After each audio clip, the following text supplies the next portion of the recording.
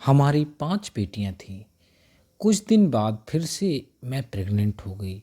मेरा पति मुंबई जाने लगा तो उसने कहा कि अगर इस बार भी बेटी हुई तो उसे जिंदा दफन कर देना और अगर बेटा हुआ तो रख लेना। बेटी पैदा हुई तो मैंने एक गरीब औरत को दे दी। 18 साल बाद पति वापस आया तो गरीब औरत के साथ खूबसूरत लड़की को देखकर उस पर आशिक हो गया और उस रात उस लड़की के साथ। 5 बेटियों की माँ होना कोई मामूली बात नहीं होती। सबसे ज़्यादा मुश्किल तो तब बढ़ती है जब पति ही बेटियों से नफरत करता है। पहली बेटी पैदा हुई तो ससुराल वालों ने झूठे मुंह मुबारकबाद दी, मगर एक के बाद एक बेटियों की पैदाइश से ससुराल वालों ने मेरा जीना मुश्किल कर दिया। शायद जिस गांव में मैं रहती थी वहां पर एक औरत को सम्मान तभी दिया जाता है जब वह बेटियों के साथ बेटों की भी माँ बने। जब मेरे यहाँ चौथी बेटी पैदा हुई तो पति ने उस बेटी को देखना भी गवारा न किया और सास ने मुझे अस्पताल में अकेला छोड़कर वापस आ गई। जब तबीयत कुछ ठीक हुआ तो अपनी फूल सी बेटी को लेकर मैं खुद ही घर की तरफ आगे बढ़ी। जब मैं अस्पताल से बाहर निकली तो एक गरीब बूढ़ी औरत बाहर बैठी थी। मुझे देखकर खुश हुई और बच्ची को मांगने लगी। मैंने बच्ची को दिया तो कहने लगी, परेशान मत हो, एक दिन तुम्हारा पति तुम्हें जरूर मानेगा। मैं थोड़ा सा मुस्कुराई। घर आते ही मुझ पर मुसीबत टूट पड़ी थी। पति ने मेरा स्वागत थप्पड़ों से किया। सास ने मुझसे छोटी बेटी को लेकर बिस्तर पर पटकने के अंदाज में रखा और कामों को मेरे हाथ में पकड़ा दिया। मेरी जेठानी के 3 बेटों की माँ थी। बात बात पर बेटों की माँ होने का रूप झाड़ती थी। मैं खामोशी के सब्र को घूंट में पीती रही। जिंदगी गुजरने लगी। धीरे धीरे समय बीतता गया और मैं एक बार फिर से प्रेग्नेंट हो गई। 4 बेटियों के बाद अब मेरी भी यही राय थी कि हे भगवान, अब मुझे बेटा दे दे ताकि इस बार मैं सास और पति के भरोसे को पूरा उतर सकूं।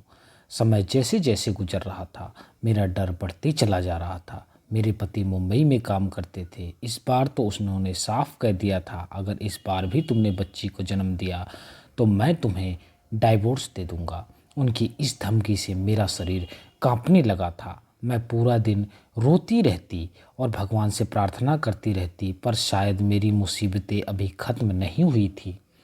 उस रात जब अस्पताल में मुझे होश आया तो नर्स ने मेरे सर के पास खड़ी थी मुझे होश आता देख मुस्कुराते हुए बोली, मुबारक हो, आपने एक प्यारी सी बेटी को जन्म दिया है। उसके यह शब्द सुनते ही मुझे सदमे में ले जा चुकी थी। मेरी आंखों से आंसू बह रहे थे। एक बार फिर मैं मेरी बेटी के एक खतरनाक पाप की सजा भुगतने वाले थे। मेरा दिल चाहा कि मेरी सांसें वहीं रुक जाए। मैं इस मुसीबत से कैसे बचूं? मगर यह मुमकिन नहीं था। वह नन्ही सी गुड़िया रो रही थी। मैं उसे सीने से लगाकर रो रही थी। काश वह किसी और के यहाँ जन्म लेती। यहाँ बेटे की सूरत मेरी गोद में डाल दी जाती। लेकिन मैं भगवान की राय में राजी थी। यह 5 फूल मेरी जान से भी बढ़कर थी। मगर अब मैं पति और सास से तंग आ चुकी थी। अस्पताल के बाहर बैठी औरत मेरी ओर हालत देखकर इस बार उस बच्ची को नहीं मांगा बल्कि दुआ देते हुए बोली, भगवान से कभी उम्मीद मत छोड़ना, बहुत जल्द तुम्हारे दिन फिर आएंगे। मैं दिल ही दिल में दर्द सांस खींचती हुई सर हिलाई। रात के करीब 8:30 बज चुके थे जब मैं रिक्शे पे बैठकर अकेली घर पहुंची। मेरा शरीर कांप रहा था। मैं हिम्मत करके दरवाजे पर आई। 1-2 बार यहाँ तक कि 1 घंटा गुजर चुका था मगर किसी ने आकर दरवाज़ा नहीं खोला। अंदर से मेरी बेटियों की रोने की आवाज़ आ रही थी। अंधेरा हो चुका था मगर किसी ने दरवाज़ा नहीं खोला। मैं दरवाजे से टेक लगाए बैठी रो रही थी। आधी रात को मुझे दरवाज़ा खुलने की आवाज़ आई। मैं झट से उठकर खड़ी हो गई और दरवाज़ा मेरी बड़ी बेटी ने खोला। मैं फ़ौरन अंदर गई और उससे लिपट कर रोने लगी। मेरे ना होने पर उन चारों ने ना जाने कि कौन कौन से जुल्म बर्दाश्त किए होंगे। मेरा पति बेखबर सो रहा था। मैं भी खामोशी से अपनी 5वीं बेटी के साथ कमरे में जाकर सो गई। कमजोरी और थकान से मैं जल्द ही गहरी नींद में सो गई। मेरी आंख तब खुली जब मेरे पति राजेश ने मुझे मेरे बालों से पकड़कर उठाया था। मैं पहली बार उसका गुस्सा देखी थी। मुझे डर लगने लगा, ऐसा लगता जैसे मुझे जान से ही मार देगा। राजेश मुझे घसीटता हुआ कमरे से बाहर ले गया। मेरी बेटियां यह देखकर रोने लगी, जबकि सास उन्हें डांट कर चुप करवाने लगी। मेरा पति बोला, किसके कहने से तू इस घर में दाखिल हुई? मेरे घर के दरवाजे अब तुम्हारे लिए बंद हो चुके हैं। अपनी बेटियों को लो और मेरे घर से निकल जाओ। सास भी मेरी बेटियों को धक्के देकर घर से निकालने लगी। मैं हाथ जोड़कर उनके कदमों में गिर गई। यह घर ही मेरा सब कुछ है। मैं 5 बेटियों को लेकर आखिर कहाँ जाऊंगी? मेरा पति घर से मुझे निकाल चुका था। मैं बेटियों के साथ वहीं दरवाजे पर बैठी रो रही थी कि तभी मुझे सास के चिल्लाने की आवाज़ आई और मेरे पति की आवाज़ सुनकर मुझे कुछ दुर्घटना का एहसास हुआ। मेरी सास का पांव फिसलने से वह गिर चुकी थी और उसका सर किसी चीज़ पे लगकर फट चुका था।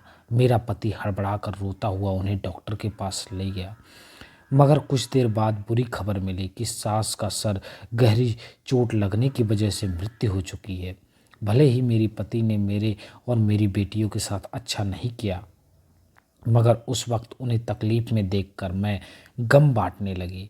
रिश्तेदार दूर दूर से हमारे यहाँ सास को देखने के लिए आ रहे थे, इसलिए पति ने मुझसे दोबारा घर से जाने की बात नहीं की। वक्त गुजरता गया। राजेश का व्यवहार पहले से कुछ बेहतर होता गया। वह मुझसे ज़रूरत पड़ने पर बात कर लिया करते थे और अपनी बेटियों को तो एक नज़र देखना भी गवारा ना करते। मैंने नोट किया कि अब वह दूसरी औरतों में ज़्यादा दिलचस्पी लेने लगे हैं। मेरे सर पर एक और खतरा गिर चुका था, कहीं बेटे की चाह में दूसरी शादी ना कर ले। मेरी बेचैनी दिन ब दिन बढ़ती चली जा रही थी। एक दिन ऐसा भी आया जब मेरा सोचना सही साबित हो गया। मेरे पति मेरे पास आया और संजीदा शब्दों में बोला, मम्मी को गुजरे हुए 3 माह हो चुके हैं। अब मुझे वापस मुंबई जाना है। मैं मुंबई जाने से पहले दूसरी शादी करना चाहता हूँ, क्योंकि तुम तो बेटियों को पैदा करने की मशीन बैठी बनी हो। यही ख्वाहिश मेरी माँ के दिल में भी समाये दुनिया से चली गई। पति का यह शब्द मेरा खून खोल गया। पहले से मुसीबतें कम थी क्या जो मेरे सर पर सौतन भी लाना चाहते हो? मैं समझने लगी, मगर वह उल्टा सोच रखने वाला इंसान मेरी कहाँ सुनता। उस रात वह बहुत रोई, मैं बहुत रोई। मुझे दिल से ज़िंदगी एक बोझ लगने लगी। मेरा दिल चाहा कि मैं खुद को इस दुनिया से आज़ाद कर दूं, मगर जब ख्याल अपनी बेटियों का आता तो मैं इस इरादे को भुला देती। सुबह हुई थी, मेरा शरीर बुखार से तड़प रहा था। पहले तो पति का ध्यान ही नहीं दिया, मगर जब मेरी तबीयत ज़्यादा बिगड़ने लगी तो मुझे डॉक्टर के पास ले गया। मुझे हैरानी तब हुई, डॉक्टर ने कहा कि अब आप माँ बनने वाली हैं। उसका यह शब्द कोई खुशी नहीं दे रहा था, बल्कि उल्टा मेरी मुसीबतें बढ़ा रहा था। मेरे पति को आज रात वापस मुंबई जाना था। जब उसने यह खबर सुनी तो खामोशी से मुझे घर ले गया। घर लाकर तेज आवाज़ में कहने लगा, अगर इस बार बेटा जन्म दिया तो ठीक, वरना अगर बेटी हुई तो मार देना, फिर दफन कर देना, मगर इस घर में मत लाना। अगर मेरी बात के खिलाफ हुई तो तुम्हारी 5 बेटियों को ऐसी जगह भिजवा दूंगा जहां तुम दोबारा कहीं उनसे मिल नहीं पाओगी। पति की शर्त सुनकर मगर शायद भगवान को कुछ और ही मंजूर था। एक बार फिर मैंने बेटी को ही जन्म दिया। पति का बार बार फ़ोन पे फ़ोन काट दे रही थी। उसे क्या बताती कि आप छठी बेटी के बाप बन चुके हो। मेरे लिए यह बिल्कुल आसान नहीं था, मगर अब मैं दिल पर पत्थर रखकर फैसला कर चुकी थी कि मैं इस बेटी को अपने साथ नहीं ले जाऊंगी। मैं इस मासूम बच्ची को मारने की सोच भी नहीं रख सकती थी और ना ही उसे जिंदा दफन कर सकती थी।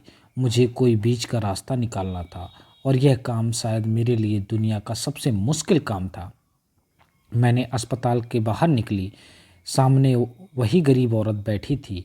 ना जाने उस वक्त मैंने क्या दिमाग में सोचा कि मैंने उस गरीब औरत को अपने साथ ले लिया और अस्पताल से हटकर दूसरे जगह पर चली गई। वह औरत हैरान थी, मगर जो बात मैंने उससे कहा उसे सुनकर वह एकटक मुझे देखने लगी। कुछ देर खामोश रहने के बाद उसने हाँ में सर हिलाया और मैंने बेटी को मेरी गोद से उठा लिया और उसको दे दिया। मेरा दिल उस वक्त टुकड़ों में बट गया था। एक माँ के लिए अपने बच्चों को खुद से जुदा करना बिल्कुल आसान नहीं होता। मैं दिल पर पत्थर रखकर अपने घर की तरफ वापस आ गई। घर पहुंचते ही राजेश का फ़ोन आया। शायद मेरे जवाब का इंतज़ार कर रहा था। मैंने डरते हुए कहा कि मैंने एक बेटी को जन्म दिया। राजेश उसके जवाब में कुछ ना बोला और कुछ देर बाद कॉल कट चुका था। वक्त गुजरता गया और राजेश को गए हुए 3 साल बीत गए। इस दौरान वह एक बार भी वापस मेरे घर नहीं आए और ना ही मुझसे कुछ बात की, ना बात करने की कोशिश की। हर महीने पैसे ज़रूर भिजवा दिया करते थे, जिससे मेरा और मेरी बच्चियों का गुजारा बहुत आराम से चल जाता। मुझे दोबारा वह गरीब औरत कहीं नज़र नहीं आई और मेरी 5 बेटियां मेरे पास मौजूद थी, मगर मुझसे रहकर उस बच्ची की याद सताती, छठवीं बच्ची की, जिसे मैंने 3 साल पहले एक गरीब औरत को दे दिया था। अब लोग तरह तरह की बातें करने लगे। कुछ का कहना था कि राजेश मुंबई में किसी दूसरी लड़की से शादी कर ली और मेरे भांजे बता रहा था कि राजेश ने दूसरी पत्नी से बेटा हुआ है। इन लोगों की बातें मुझे परेशान कर देती थी। मैं जब भी पति को कॉल लगाती तो वो मेरा फ़ोन ही नहीं उठाते। अब तो उन्होंने पैसा भी भेजना बंद कर दिया। अब भीख मांगने जैसी नौबत आ चुकी थी। जब घर में पूरे खाने पीने की चीज़ ख़त्म हो गई तो मैंने खुद काम करने का फैसला किया। जहाँ भी काम मांगने जाती तो लोग मेरा मजाक उड़ाते कि पति मुंबई में लाखों कमा रहा है और पत्नी घरों में काम ढूंढ रही है। पति का इंतज़ार करते करते 18 साल बीत गए। मैंने अपनी 3 बेटियों की शादी कर दी। 18 सालों में मैंने झाड़ू पोछा करके बच्चियों को पाल पोस कर बड़ा किया, जबकि पति ने इस दौरान एक भी बार पलट के नहीं देखा। 18 साल बाद अचानक मेरे दरवाजे पर किसी की दस्तक हुई। जब मैंने दरवाज़ा खोला तो एक पल के लिए मैं सदमे में चली गई। मेरा पति राजेश 18 साल बाद मेरे सामने खड़ा था। मुझे देखकर हल्का सा मुस्कुराया और अंदर आ गया। उसने घर आते ही मुझसे बिना कुछ बात किए सिर्फ इतना कहा, अब हमेशा हमेशा के लिए वह घर पर वापस आ चुका है और अब सारा कारोबार यहीं से करेगा। मुझे हैरत तब हुई जब उसने कहा कि वह पिछले 2 महीनों से यहीं इसी शहर में ही है। मैं खामोशी से उसकी बातें सुन रही थी और अपने बैग से कपड़े निकाल कर वह फ्रेश होने के लिए चला गया। 18 सालों में मुझे राजेश के बिना जीने की आदत हो चुकी थी, मगर तकलीफ़ तो तब हुई जब उसने आकर एक बार भी अपनी बेटियों के बारे में ना पूछा और ना ही मुझसे पूछा कि इन 18 सालों में मैंने कैसे कैसे अपना और उनका पेट भरा। शायद यही भी मुझे सब्र करना था, यह भी चीज़ें सब्र करना था। राजेश बाहर निकला और कुछ ऐसा शब्द बोला, उसे सुनकर मेरी सांसें रुक गईं। वह कहने लगा कि वह यहीं पर एक लड़की को पसंद कर चुका है, उसका नाम पूजा है और अगले सोमवार को उसके साथ विवाह करने वाला है। वह मुझे ये सब बातें बताकर घर से जा चुका था। राजेश ने बताया अपने घर पर ही उस लड़की से शादी करेगा। ये बातें सुनकर मेरे ज़मीन तले खिसक गई और मैं पूरा डर गई, लेकिन करती भी क्या करती। इसीलिए सब कुछ बर्दाश्त करने लगी। शादी वाले दिन दोनों माँ बेटी मेरे घर पे आ गए और मेरे घर पर ही रहकर शादी की तैयारी करने लगे। और शादी के कुछ समय पहले ही मैं उस औरत को देखकर अचानक पहचाना पहचाना सा महसूस करने लगी। तभी मैं घर के बाहर आकर सोचने लगी कि यह औरत कौन है, और फिर याद आया कि यह तो वही औरत है जिसे मैंने अपनी बच्ची दिया था। फिर मैंने उस औरत को बाहर ले जाकर पूछा कि क्या तुम वही औरत हो? हाँ, बोली हाँ मैं वही हूँ। मैं तुरंत चौंक गई, बोली हे भगवान, यह कौन सा पाप होने वाला था। एक बाप अपनी बेटी से ही शादी करने वाला था। मैं तुरंत उस बात को राजेश को बताया। राजेश तुरंत वहीं पर ज़मीन पर गिर पड़ा, बोला हे भगवान, ये क्या होने वाला था। तुरंत राजेश वापस मुंबई चला गया अपनी शर्मिंदगी से और वहीं पर रहने लगा। कुछ दिनों बाद फिर वापस वो मेरे घर पे आया। उसकी एक टांग टूट गई थी। उसने बताया कि जब वो वहाँ पे गया तो एक दिन उसका एक्सीडेंट हो गया। शायद भगवान ने उसको उसके कर्मों की सज़ा दे दी। अब वह लंगड़ा कर चलने लगा। लेकिन मेरी बेटियां जो भी मेरे घर पे मौजूद थी सभी उसकी सेवा करने लगी, क्योंकि है तो वो एक पाप। लेकिन पूजा कभी उसके सामने नहीं आई, वो उससे नज़रें भी नहीं मिला पा रही। इसीलिए कहते हैं दोस्तों, हमेशा भगवान से हमेशा सोचना चाहिए कि भगवान सबके करने का फल सबको देता है। सबको एक न एक दिन अपने अपने फल भुगतने ही पड़ते हैं।